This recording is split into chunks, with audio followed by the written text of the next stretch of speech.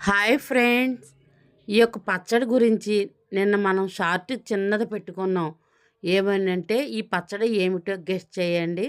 నాకు కామెంట్స్ తెలియచేయమని. ఎంతమందికి ఈ పచ్చడి ఏమిటో తెలిసి ఉంది?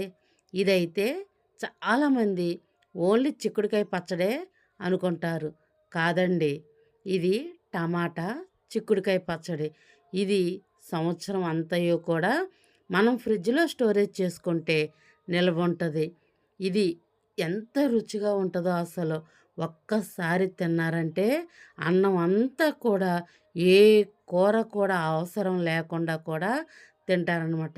అంత రుచిగా ఉంటది. ఎందుకంటే ఈ పచ్చడి మనకి ప్రతిసారి దొరకదండి. ఓన్లీ చిక్కుడుకాయలొచ్చినప్పుడు మాత్రమే మనం ఈ పచ్చడి పట్టుకోగలము. అందుకని ప్రతి ఒక్కరు కూడా ఈ పచ్చడి చేసుకోండి. దీని రుచి అయితే మాటల్లో వర్ణించలేమనమాట.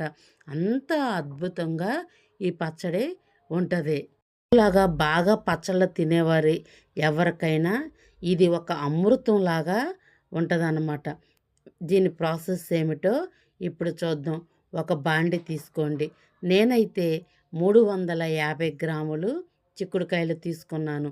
అవి శుభ్రంగా రాత్రి కడిగి ఆరబెట్టుకున్నాననమాట.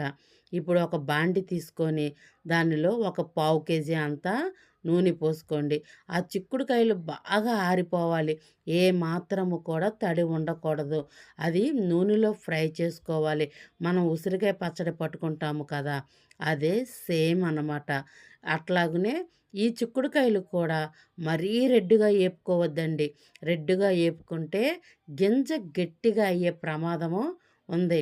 అప్పుడు మనకి తినటానికి అంత రుచి అనిపించదు. కాకపోతే కొంచెము ఒక మాదిరిగా ఏపుకోండి. చిక్కుడుకాయలు వేగిన తర్వాత ఆ నురుగు అన్నది ఆ నూనెకి ఆగిపోయిద్దండి. అప్పుడు మనం ఈ చిక్కుడుకాయలు నేను చూపించినప్పుడు ఆ విధంగా ఏపుకొని వాటిని నూనె నుంచి మీరు సపరేట్ చేసేసుకోండి. ఎందుకంటే బాగా ఏగితే మనం తినటానికి అంత రుచి అనిపించదు. అవి సపరేట్ చేసుకున్నాక ఆ నూనె బాగా వేడిగా ఉంటది కాబట్టి దాంట్లోనే మనం తాలింపు వేసుకోవచ్చు. ఫస్ట్ నేను ఇక్కడ ఆవాలు వేసుకుంటున్నానండి. ఆవాలు చిటాపటా అని బాగా వేగిన తర్వాత మీరు కొంచెం ఇంగ వేయండి. ఇంగువ కూడా ఈ పచ్చడికి ఎంతో రుచినిస్తదనమాట. అందుకని ప్రతి పచ్చడిలో కూడా ఇంగువ వాడుకోవటానికి ట్రై చేయండి. ఎందుకంటే ఇంగువ ఆరోగ్యానికి చాలా మంచిదండి. ఇంగువ వాడుకోండి. ప్రతి ఒక్కరు కూడా దాన్ని మీరు వాడుకోండి. అది ఏగిన తర్వాత మనం ఎల్లుల్లిపాయలు నేనైతే ఒక 3 పాయలు తీసుకున్నానండి.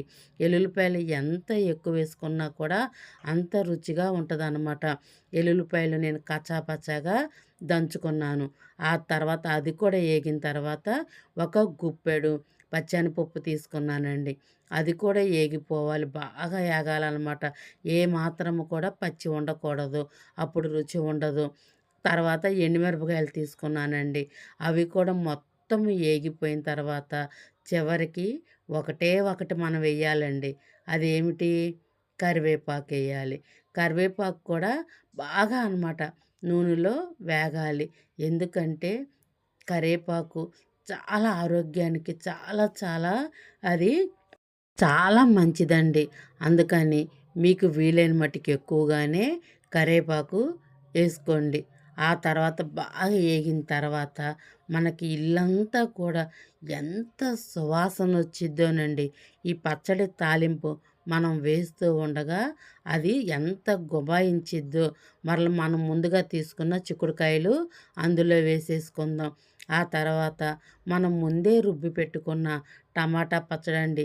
దీని ప్రాసెస్ కూడా మీకు కావాలంటే నాకు కామెంట్ చేయండి.